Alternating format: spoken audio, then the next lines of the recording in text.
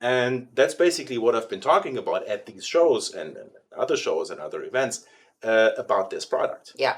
It is a contact cement, number one.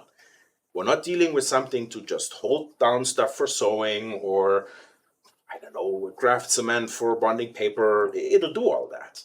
But this is a full strength contact cement like our Top Fit, like pretty much any other product on the market. It has excellent bonding strength, permanent bonding strength. At the same time, it does not contain any solvents. It does not have a smell. No natural latex in there, so none of that ammonia smell that you get with that. It's a neoprene base, neoprene and resins. Just the carrier is different. It's not solvents, it's water. Hi there. We've got Rainer from Renia here going over the awesome products that Renia has to offer. We are now looking at the Aquilim 315. So why don't you tell us a little bit about this guy? Sure. Happy to do that. So, and actually, when I do shows over here, I have two tables at the booth, and one side is basically all of these, all of the other products, and one side is that, all the different sizes. So this is easily our most popular product in this market, and I'm very proud of that. I'm very happy about that, but of course there's reasons. So when we first introduced this over here, this was the product that got us into this industry, into this market. Little story. In 2013, we attend a big shoe repair, shoemaking, bespoke shoemaking show in Germany every 3 years. The Intershoe Service in Wiesbaden. And had a big booth there back in 2013. And this relatively small, red-haired lady from Oklahoma, think you know her, Lisa Sorrell, comes to my booth. And I didn't know her at the time. And she just asks me very direct, I'm sick of rubber cement. Do you have something that doesn't stink so bad? not her exact words, but that was the gist. That was the gist of it. So I said, yeah, we have this line of water-based adhesives called Aquilim, and they do this and this and this. Yeah, great. That's exactly what I need. I said, yeah. So where you out of? Where are you out of? She says, well, United States, Oklahoma. I said, yeah, I'm sorry, but we don't have any distributors over there for it. Okay. And she says, oh, that's all right. How much do I need to buy? So kind of evolved from there. Yeah. And so about a year later, I got an invitation from a certain Cheryl Reese with the Leather Crafters Journal, who I also had no idea existed. We have this show in Prescott, Arizona, and my friend Lisa just told me about you, and we heard you have this great water-based adhesive that doesn't smell and that's non-toxic, and wouldn't you like to come to that show? And said, okay, why not? Let's try it. So it's been an interesting road from there. So, I mean, basically, this already sums up the main advantages. And that's basically what I've been talking about at these shows and other shows and other events about this product. Yeah. It is a contact cement, number one. We're not dealing with something to just hold down stuff for sewing or, I don't know, craft cement for bonding paper. It'll do all that. But this is a full strength contact cement like our Top Fit, like pretty much any other product on the market. It has excellent bonding strength, permanent bonding strength. At the same time, it does not contain any solvents. It does not have a smell. No natural latex in there, so none of that ammonia smell that you get with that. It's a neoprene base, neoprene and resins. Just the carrier is different. It's not solvents, it's water. So all of the bonding strength without the smell, without the health hazard and flammability issues and whatnot. Right. And that's, I would imagine, why it has been really successful here. So what led your company to create this product? This is also coming out of a different industry originally. Okay. This was developed for the orthopedics industry mostly. Okay. Orthopedic insoles, orthopedic shoes, mostly for bonding different materials to EVA foam, industrial grade, which is pretty difficult. So it's not the easiest material to work with. And one of the materials we're bonding to that is leather. Leather, fabric, different synthetics, rubbers, whatever, you name it. Even compact plastics.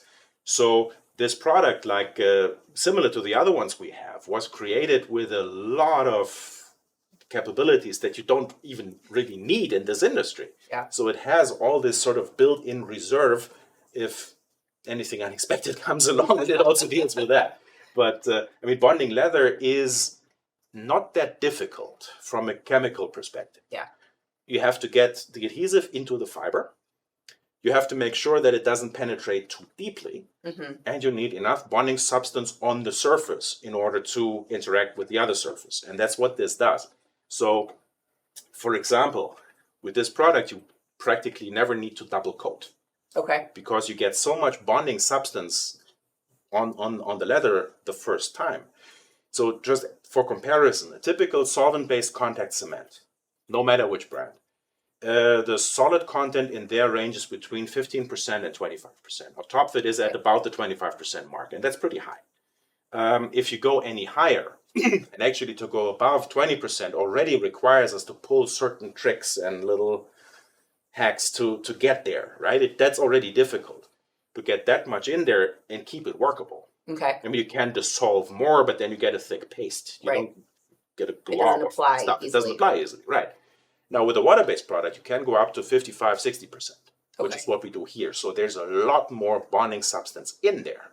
So, which is why we talk about, like, you apply it very thinly. Exactly. Very thin layers because it bonds so much. Right. If you put on more, it's not going to dry. Yeah. So actually, you want to apply it as thin as you can and just do that. So yeah, we can go over application. I think that's the main advantages. We've covered those. So yeah, like I said, same bonding strength, no fumes. I mean, there's literally almost no fume there. And it works just the same. So as far as application goes, we don't have to reinvent bonding here. It's basically, it applies like a contact cement. Yeah. So generally there's two ways to work with this. Okay. Number one, classic contact bonding. Put it on both sides, let it dry, stick it, exert some pressure to really fuse it together, and that's it. Same as with any brand of contact cement, whatever it is. A couple of differences though. Like you said, as thin as possible. It goes on white. We'll see that in a minute. It turns clear as it dries, and then you know you're ready to go. You don't have to touch it and feel it. Oh, it's tacky. It's this. It's this. It's this. You see that it is ready to go, and then you just hit it. If that doesn't happen, so if it stays white, and that can happen on certain materials, very spongy materials, foams, certain fabrics, thick fabrics. It has to turn clear. When it's still white, it won't bond. Okay. So in that case, you have to get the water out. Yeah. And how do you do that? Well, what do you do when your hair is wet? You hit it with a hair dryer. Same deal applies. Yeah. Heat, hot air, heat gun, hair dryer, oven, whatever. Okay. Hot car hood. So, been there, done that. Stick it outside for a minute in this 150-degree heat. Yeah, that will work. So yeah, that's one method. We're going to show that. The other method is a little different. So you can also apply it one-sided. Okay. Which is interesting if you're working with very thin materials on one side. So let's say you're lining a handbag, a purse, whatever. You have very, very thin fabric to do that with. Now, of course, you could try to put it on both sides, and it would, in this case, actually, in most cases, work. Because it is so highly concentrated, it shouldn't penetrate too much. But on some materials, you want to be a little careful. If you're not sure, try it on some scraps. That's always a good idea. Right. Try it on something you don't care about before you ruin something that you do care about. Guys, every time. When you try something new. But yeah, that's the general idea there. Now, you can also just put it on one side, on the thicker side. Let's say on your veg stand, for instance, right? Put it on here. Put on a little bit more. And then right away, while it is still white, while it is still wet, lay the fabric in there. Press it down a little bit, carefully, not too much. It's also something to try, to figure out. And then leave that to dry. This will have to dry over several hours because now the water that you sealed in there will have to go through that fabric and evaporate. But it will bond eventually because you also got some glue, because it was still wet, you got that onto the fabric side. You just have to give it some time to evaporate. Now that won't work with, let's say, a synthetic leather, quote unquote, right? I mean, it's PU leather. Right. I mean, it's plastic, but like with a mesh backing or something, that won't work because the water has nowhere to go. Yeah, Right? it can't You would evaporate. seal it in, right? So that wouldn't work in this case. So yeah, those are the two methods basically. So let's just have a look on how that works. I've seen people use little squirt bottles like this, and they work. No problem with that. And there's also people who use a setup like this, little glue pot. Well, personally, I like these. Yeah. But whatever floats your boat, whatever you like. Why do I like these? Because it has a little bar in there to wipe the brush on. Yeah, that's always really nice. Keeps it pretty clean. The glue doesn't stick to the outside, so it is also easy to keep clean, and it seals very tight. So I have kept the Aquilim in this setup for months at a time. Not a problem. Same deal with this. Yeah, I mean with a squirt bottle like this, it's also protected in there, so you don't have an issue. So let's just. And sometimes having both is nice. Like this is really lovely if you've got a big area and you need to. Oops, sorry. Right. Really get some on there. And this is really nice if you have like a fine little delicate edge that you're applying some stuff to. So and that is also one reason why I like this brush. So you have a wide thing here, but then you can turn it around and do like little delicate things.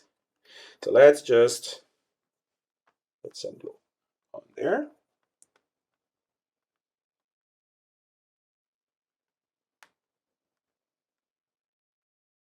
So generally, and this is not an Aquilim thing, this is a contact bonding thing in general.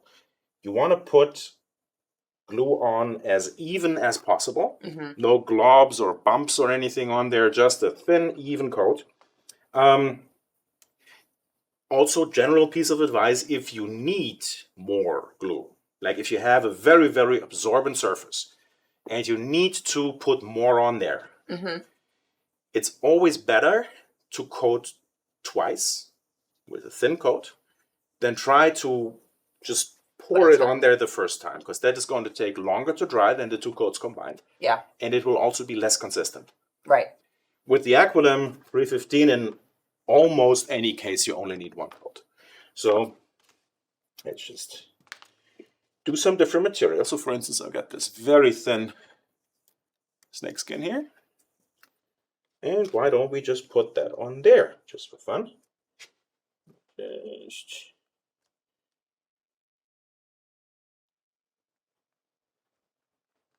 Now we are working, of course, on the flash side in this case. If for whatever reason, and there are a lot of legitimate reasons to do that, you are working on the grain side, this needs to be roughened up. Right. You need to be on leather, you need to be able to get into the fiber. Now, it really depends. If you're folding something over, for instance, if you're folding a thin material, let's say over this edge, and you are going to stitch it, if you make like a double rolled edge, and it goes right on here, right? And you just need to hold it down for stitching.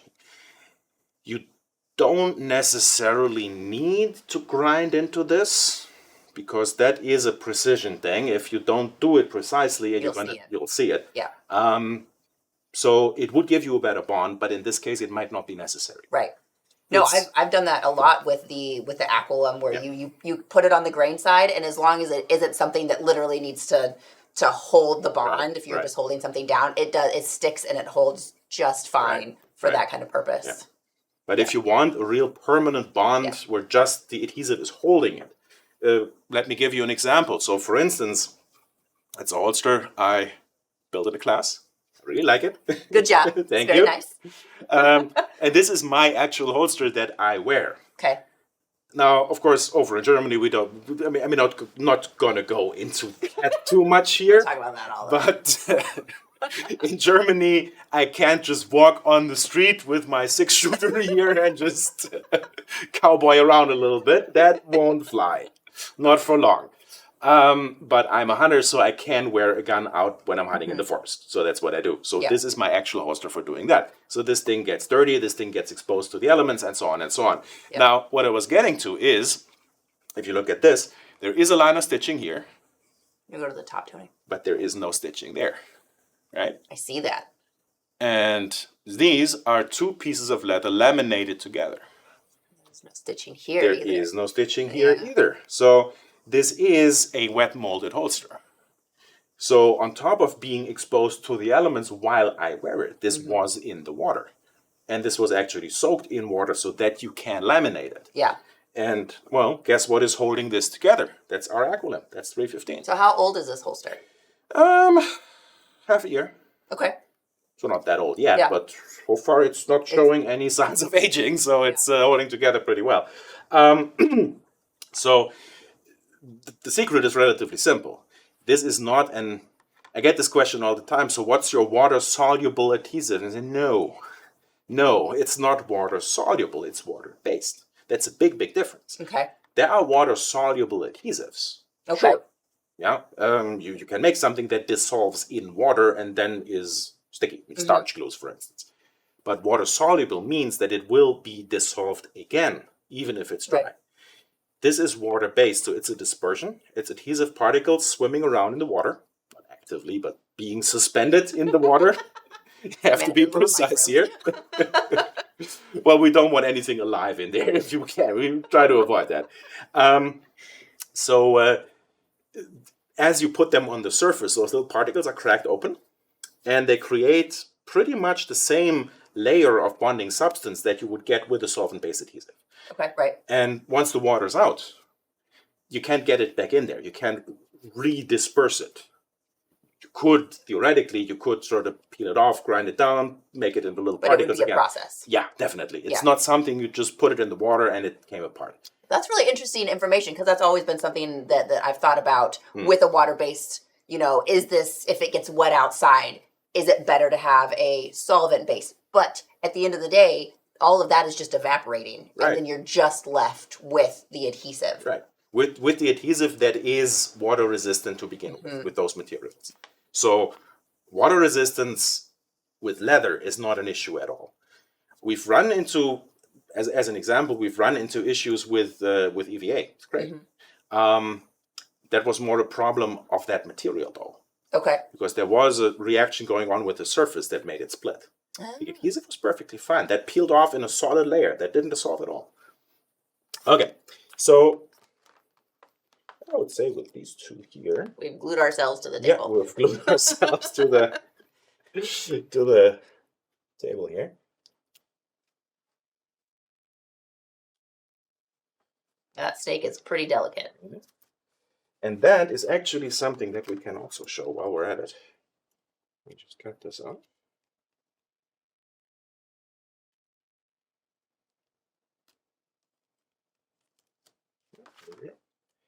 So, as I said previously, it turns clear, it's ready to go. So, on these materials here, on leather, generally speaking, 2 to 3 minutes. Yeah. It depends on environmental conditions. If you're working in a really humid environment, it will take a little longer because there's more water vapor in the air. If you're in Tucson, Arizona, where your nose bleeds when you go outside because it's so dry, it'll probably dry a little bit quicker. Yeah. So what I want to show with this, and that's just a little strip of that super thin snake leather.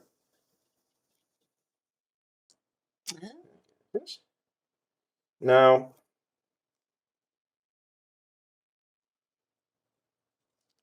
I would say this doesn't impact the flexibility at all.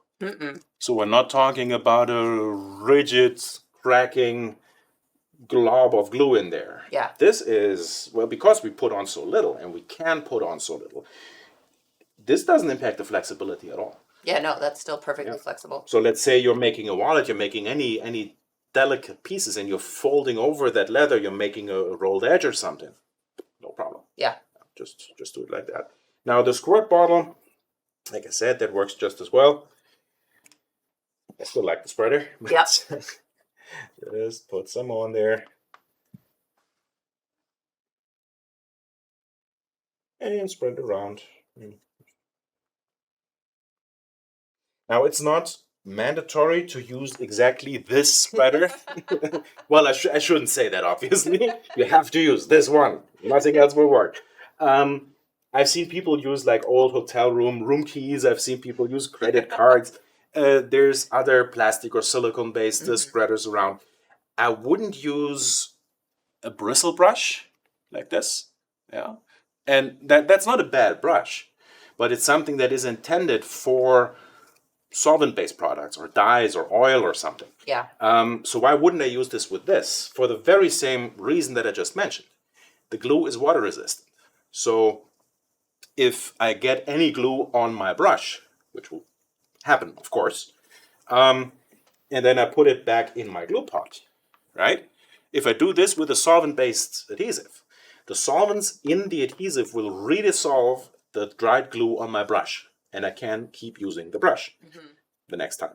Now, with the water-based cement, in this case with the Aquilim, my dried glue on the brush Won't won't redissolve. redissolve because it's water resistant. So you're just going to have a hard brush. Exactly. So either I will run through a lot of brushes. Yeah, that doesn't make any sense. Which, I mean, some people do that. And that's fine. Do whatever you like, right? Do what makes you happy in this case. But I like using these. This peels right off. I mean, first of all, you can just put it back in there, right? It fits right in that glue pot. But also, if you work with a squirt bottle, if you work with anything else, it peels right off. Yeah. This is silicone. I mean, it doesn't stick to that. Yeah. Once it's dry, you can just rub it off, roll it off. It's lovely. Yeah. So like any sort of plastic applicator would probably just rub right off of. Right. Yeah. That's the general idea there. Yeah, so... And also, I think, like, if you were to use a brush with it, it would be really hard to get that really thin, fine layer. Right. You're going to end up with a lot of heavy streaking or... Well, at first you would. Gloopy. For the first couple of seconds, you would get that fine layer. And then it would start to condense into just a nice, solid bristle. Right. One bristle. Right. You would have one big bristle. Yeah. But, again, there's ways around that, so why mess with that? So, what doesn't it do? Okay. So, I mean, that's something we have to talk about as well, Absolutely. right? I mean, there are limitations. So, for example, I would not use it on wet leather. Okay. First of all, we have the top fit for that, and it works really well. Now, the thing is, why does it dry so quickly on leather? Because leather has sort of a wicking effect. Yeah, it is fiber-based. It is absorbent, but it's absorbent and it doesn't compress. So the water can go in, can distribute a little bit, it can be drawn out towards the sides. It also evaporates towards the surface. But it has somewhere to go. Now, if I apply this to a piece of wet leather, for wet molding, for instance, the moisture in the leather would constantly feed the adhesive from below and keep it dissolved, keep it liquid. Gotcha. And Aquilim applied to wet leather will only fully dry once the leather is fully dry. And that defeats the purpose. Yeah. Because then you can't wet mold it anymore. The only way to do that in this case is to apply the Aquilim to the leather first, let it dry completely, and then get it wet. Which is what you did with the holster. Right. Yeah. That will work. Yeah, but even if it is open on the surface, that would work too. Okay. It might not give you such a strong bond at first as if you do it like this with two surfaces on dried leather. But for it, I mean, I would do this, let's say, on a gusset for a handbag. Yeah. I would not necessarily do that on a saddle. Sure. I know some people who build saddles with this, and I admire that. But that takes, I mean, building a saddle takes skill to begin with, but that takes a while to get that done. It's possible, yes. But for instance, shoe repair work, boot repair work, modification work, I wouldn't do with this. Not so much because it wouldn't handle the materials, but water-based adhesives, if you require the kind of bond that you need in a shoe sole, and that is strength-wise a whole lot more than you would need even in a holster or in a belt or something. Yeah. Because that sole constantly flexes and you get peeling forces and whatnot. The kind of bonding strength you'd need there, you can only achieve if you press it over a fitting last with water-based adhesives. And you don't have that in most cases. You don't have the production last. And if you had it, you couldn't get it in there. Right. So it wouldn't work. And also, water-based adhesives are not as good as solvent-based products when dealing with worn-out materials, with dirt, with grease, whatever. Yeah. So in that case, I would always go with a solvent-based adhesive over water-based for repair work. Okay. For production work, for crafting, pretty much anything else, this works just fine. Yeah. There's a little bit of a learning curve to it, but that involves just learning how much to put on. Right. Pretty much, right? You're used, if you work with contact cements or with any product, you are used to doing that in a certain way. Right. You don't think about it. You just put it on. Right. If you've done this a million times, you just do it. And if you switch to a different product that demands a different thickness, you have to sort of retrain your wrist to do that. Mm-hmm. And it doesn't do it automatically. After a while, it will. So it's very simple to use. I love it. I think it's kind of become our adhesive of choice here with our shop and myself personally when I make my knife sheaths. So it's a great glue. Thank you. Yeah. Well, we're happy to make it, and we have a lot more where that is coming from. So yeah. Definitely try it out. And it is like it's super lovely in enclosed spaces. Like even just in here, we started out our video a couple hours ago using the solvent based, and you can still smell it when you come in. But when you use this, there's no odor, which is just really nice. Especially, I mean, if you're working in a house with kids or any of that kind of thing, or if you have a compromised, lung system of any kind, it's just a really fantastic option that I don't think has really been on the market. I mean, we have some other water-based adhesives, but they've never really come up to the strength of a solvent-based adhesive the same way that this one does. And I think that is the point. Because, we can make the argument, oh, you shouldn't use those terrible those terrible solvent-based adhesives, and just a little hyperbolic here. You shouldn't do that.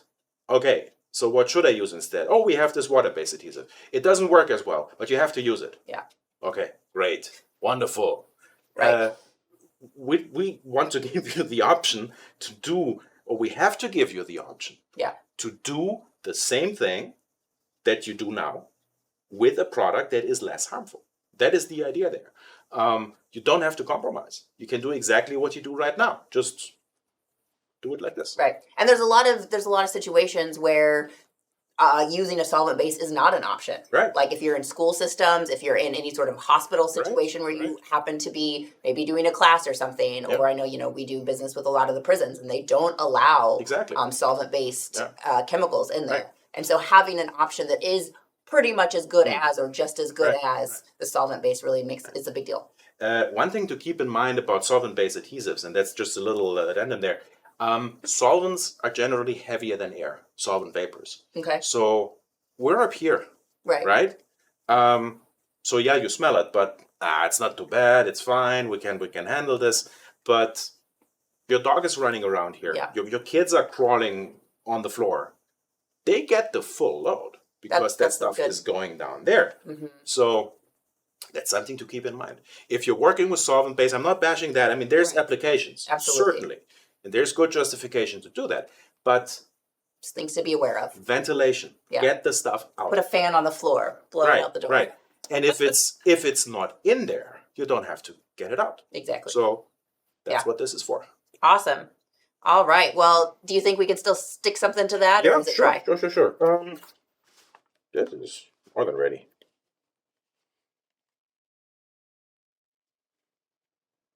Stick it down here. See how that looks. Just stick it to itself. Yep.